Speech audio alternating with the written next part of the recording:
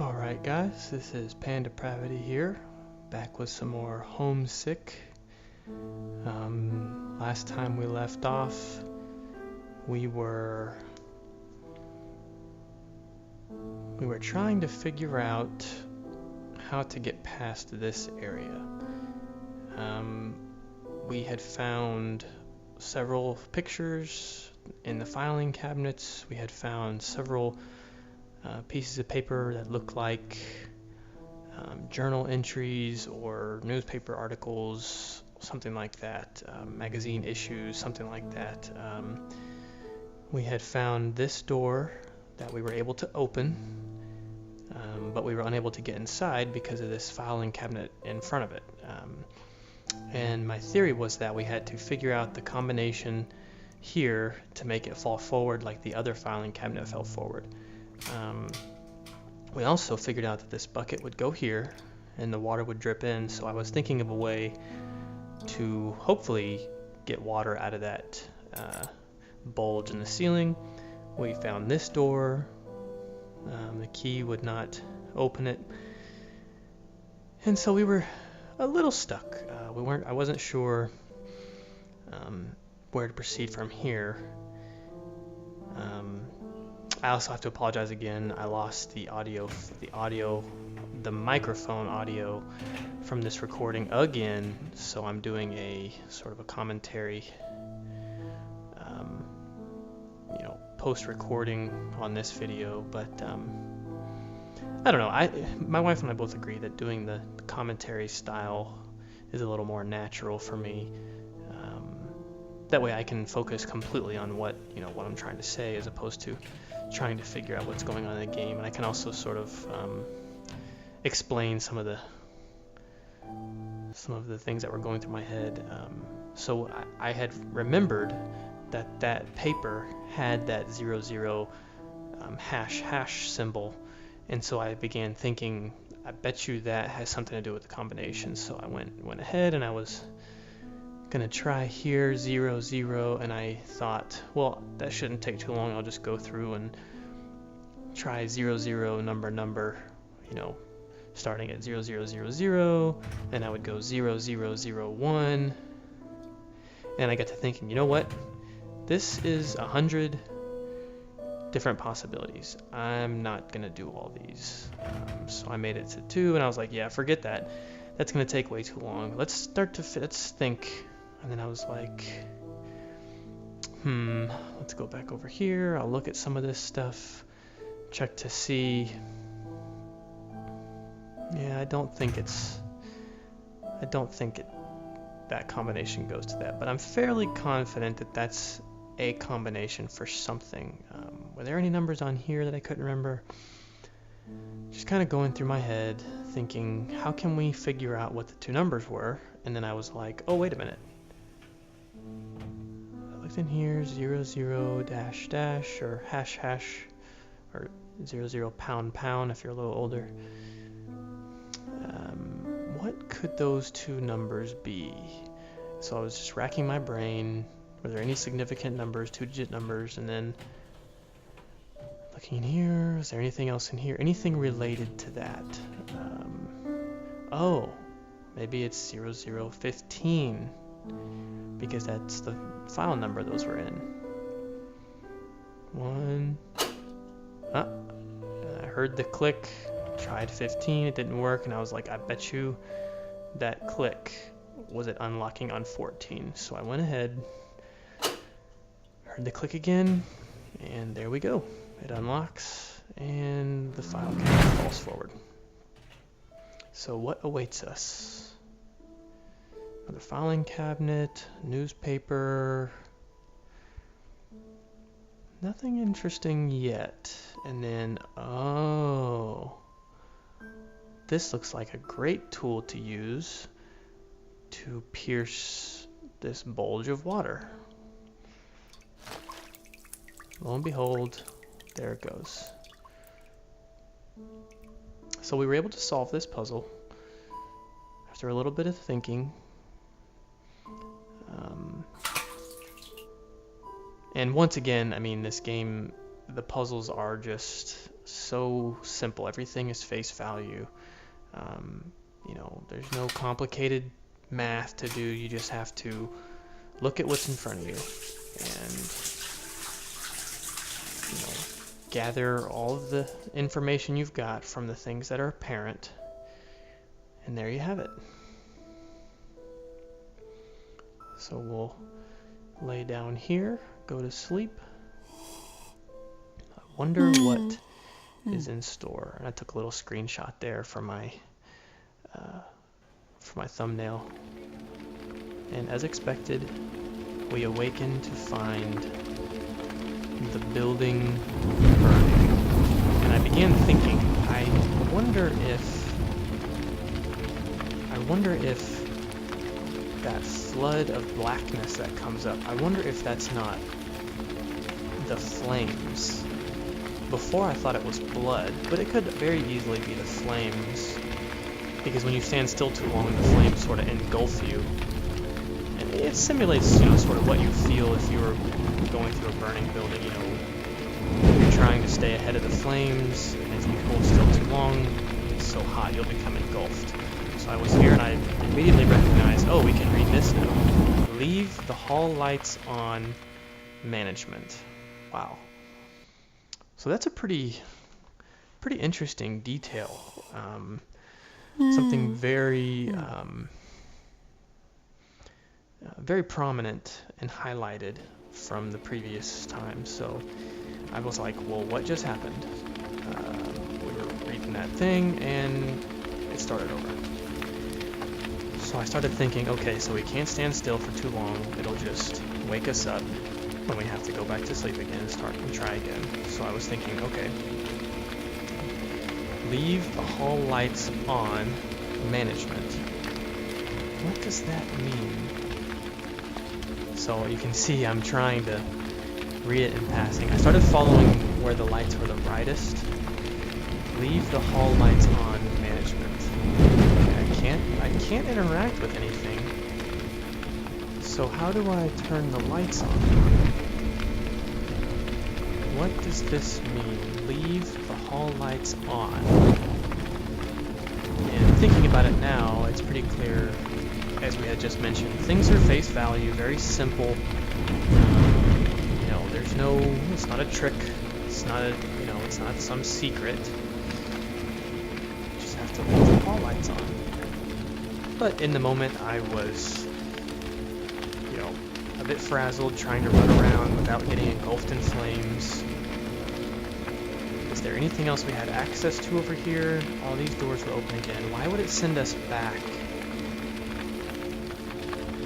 for those hall lights? What could that mean? Leave the hall lights on.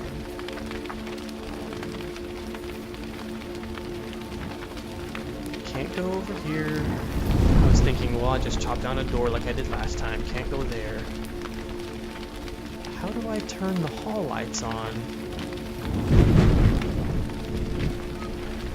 I couldn't stop moving. I was thinking maybe I just chop everything. Maybe something will pop out at me.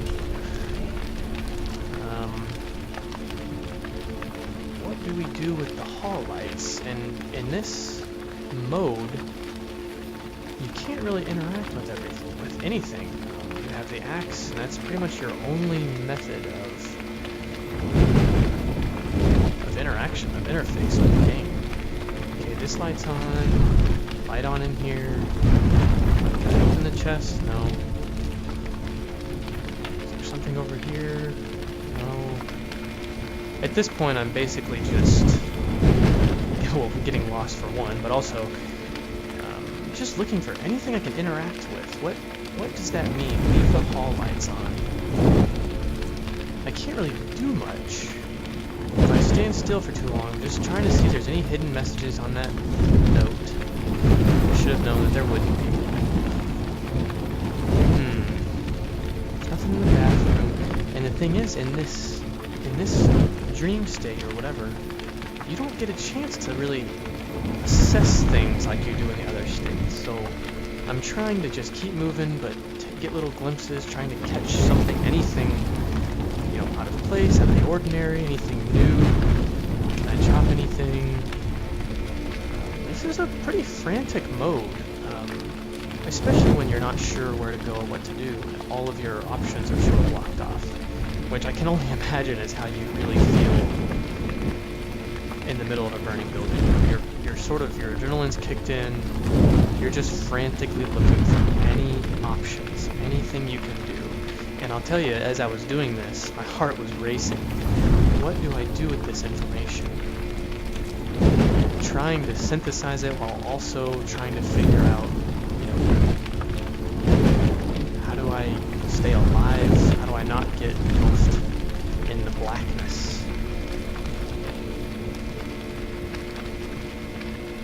It's quite troubling.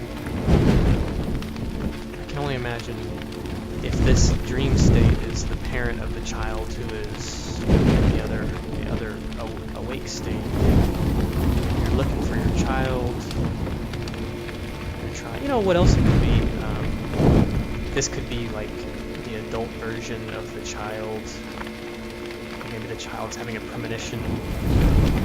Because I'm pretty sure, after seeing the leave the hall lights on, now we can read, whereas before, as I mentioned before, the child can't read.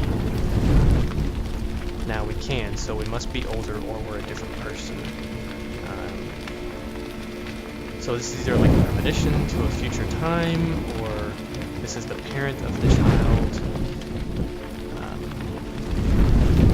And I can only imagine what it must feel like, having a 16, 17-month-old daughter and another one on the way, being in a situation, it's unfathomable. It's not even pleasant to think about. And so that's sort of the feeling that this game gives you at this time. If you stand still too long, you feel helpless, you just want to move, you just want to act, you just want to do something, anything to help, and you feel helpless, just like I was feeling right now. I don't have any options, I can't do anything. You have this brute force object, this axe.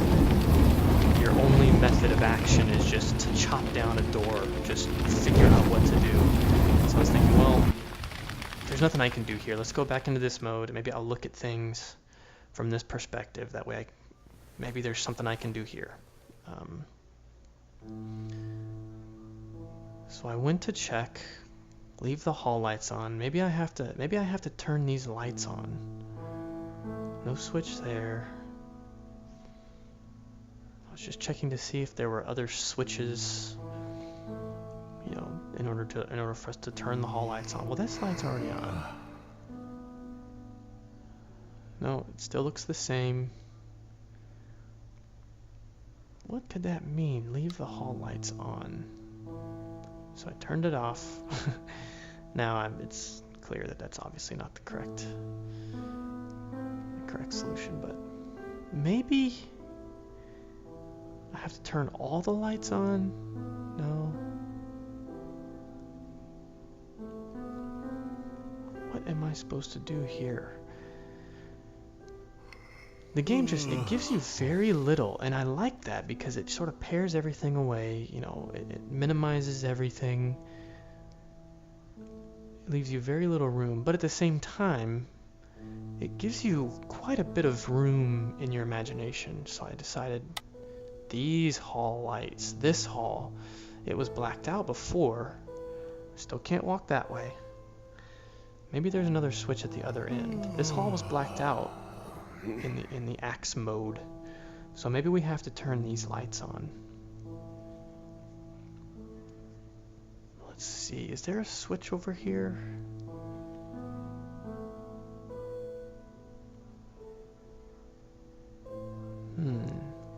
There's a switch. Okay, so those hall lights are on. I don't think there's any other switches or anything. Oh, there's one here. And this guy kept yawning over and over, probably because we did the flowers, and he was just letting you know, okay, it's time to go to sleep. Why are we still walking around? But it was because we had just figured out what to do. Okay, so I'm fairly certain all the switches are turned on. Let's go take our snooze. Beautiful flowers again. The contrast is so stark, it's so peaceful and calm, and then panic.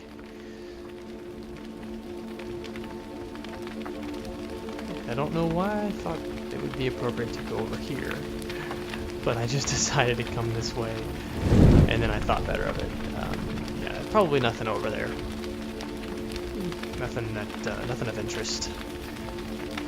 So we continue on.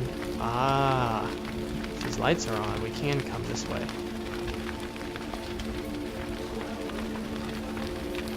Okay, that's still dark. We can't go that way. But this is lit up, so we can come in here.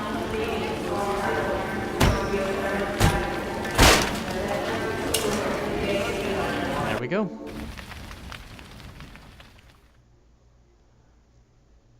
Alright, so we've made our way to the next area. And at this point, I am just very excited. There's the blood that's so common with the post-dream bedding.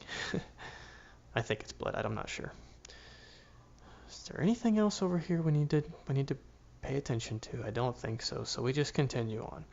I'm now starting to understand sort of the dynamics of the game, how the puzzles work. You know, the first puzzle we solved took a little while. This one took a little less time. I'm starting to sort of gain an understanding of what the goal is, and I just take a panoramic shot of this new area. I can take it all in. And I was noting the level of detail. I mean, the roof is just so much detail, and most people probably wouldn't even look up there. So the fact that they took so much time. Here's our bed. I just assume it's probably the next place we'll take a snooze. There's all this light over here. One thing that's missing for me though is there's the flowers. Where are the flowers? Maybe we have to find another area. Maybe the flowers are somewhere else. I'm not sure. So before I start trying doors and things, I just take the path of least resistance. Let's go see what's over here. You know, sort of allowing the game to direct us. You know, we're not in any state to be breaking down doors right now. Let's just see where the game takes us. Well, that door's open? Where does this lead? Oh, okay, so this just gives us a way back to the previous area.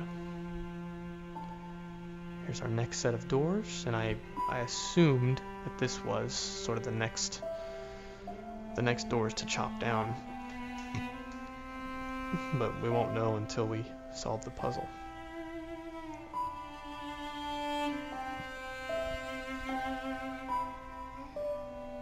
And this music is a little different. We got the violin. It's a little more touchy-feely, I feel. A little more emotional. We're beginning to understand sort of where we are. There's a gym here. Maybe this is a school or something. You know, we're beginning to gain a little bigger piece of the puzzle, a little more of the picture. Okay, this door opens, and immediately we're greeted with some very Resident Evil-esque valves. I turn that one. Where do those pipes go? Ah, radiators.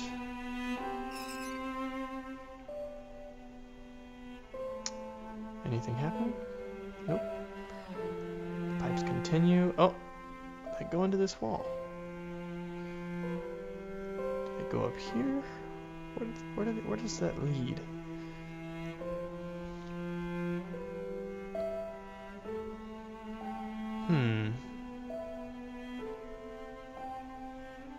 To me, it seemed like the pipes bent towards this way. Maybe they go in here. Maybe they go in there. No, I don't think so.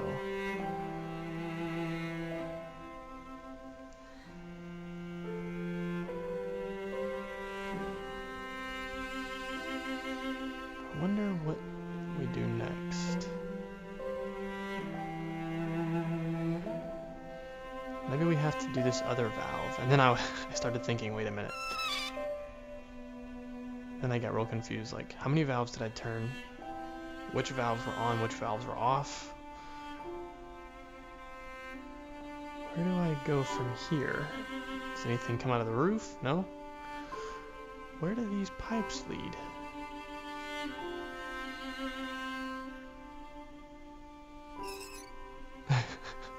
So then I get to thinking, maybe I wasn't supposed to turn that. Oh no, how many valves did I turn? Which ones are on? Which ones are off? What do I do? Did I ruin it for myself? Was I supposed to write down, you know, which valves were on, which valves were off? This is how I confuse myself. I just get too ahead of myself. I'm usually systematic about things, you know, trial and error, you know, Boolean logic tables, things like that. And this time I just turning valves. Little I-beam coming out of the wall. I don't know why that caught my attention. Am I missing something? What was I supposed to do next? It seemed like I had gotten all the valves, turned all the valves. What's next here? So as I was coming in the door, I noticed across the way there's more of those radiators.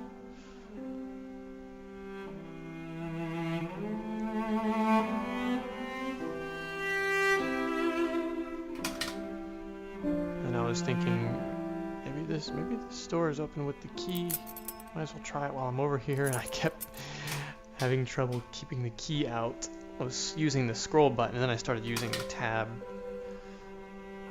to select my items, and it seemed like it was trying to avoid the key.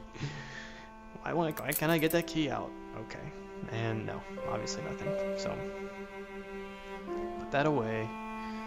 Let's do these radiators, see what happens.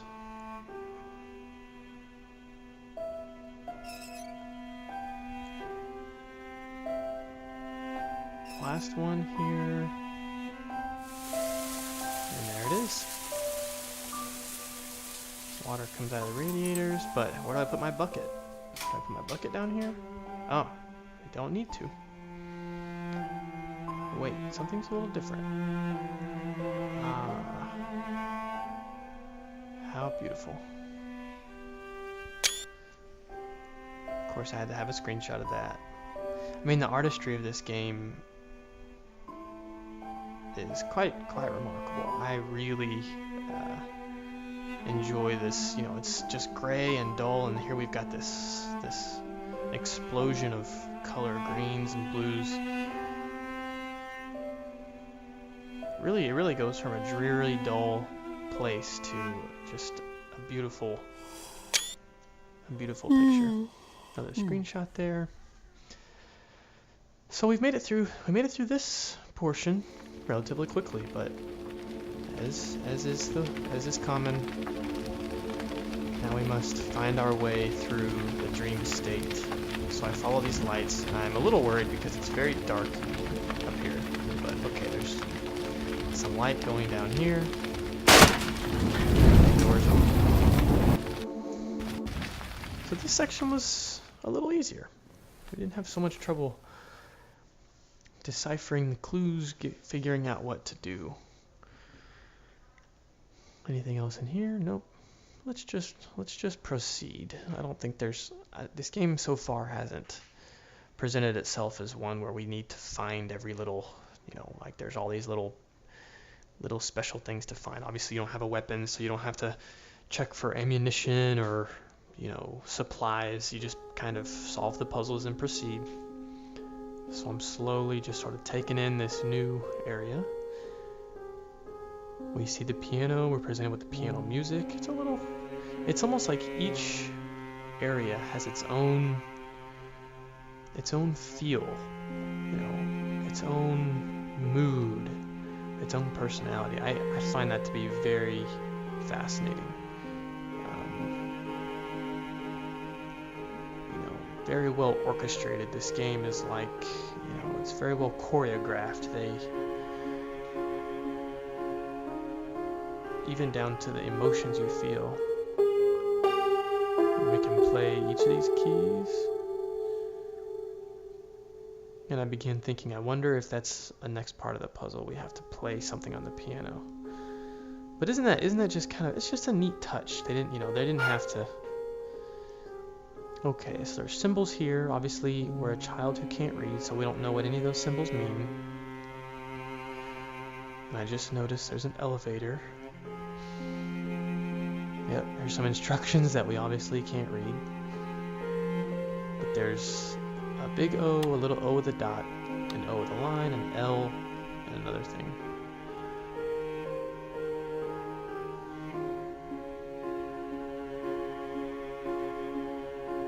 Now I'll be looking at all the light switches. Everything should be on. Oh, look at this. So these are like a child's block letters. And those symbols must be letters. Did I say block letters? I meant a child's block toys with letters. And then I began thinking, okay, well, that probably says home sweet home, H-O-M-E. Home sweet home, H-O-M-E.